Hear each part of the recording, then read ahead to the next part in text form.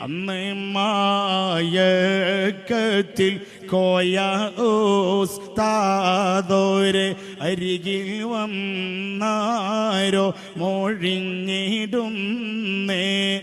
നിങ്ങളെ അഭിലാഷം പൂക്കുന്ന നാള് വന്നേ. അന്ന് മായക്കത്തിൽ കോയ ഉസ്താദോരെ അരികിൽ വന്നാരോ മൊഴിഞ്ഞിടുന്നേ.